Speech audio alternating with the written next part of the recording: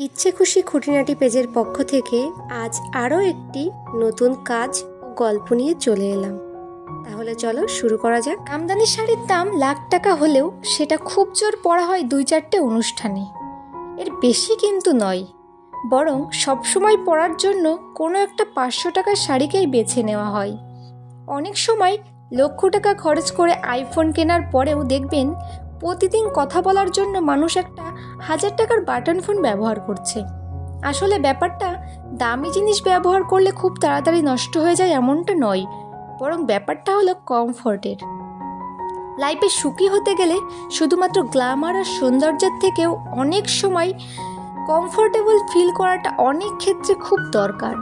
হ্যাঁ, গ্ল্যামার আর সৌন্দর্য কিছুটা সময়ের জন্য, কিছুটা মুহূর্তের জন্য সুখ এনে দিতেই পারে, কিন্তু সেটা সারা জীবনের জন্য নয়।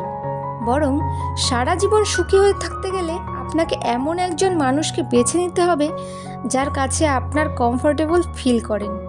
এমন একজন মানুষ যাকে মাঝরাতে ঘুম ভাঙিয়ে নির্দ্বিধায় আপনি বলতে পারেন আমি ভালো নেই, যার কাঁধে মাথা রেখে চোখের জল ফেলতে পারেন, যার কাছে সমস্ত কষ্টের কথা আপনি বলতে পারেন, আপনার বুকটা হালকা করতে পারেন।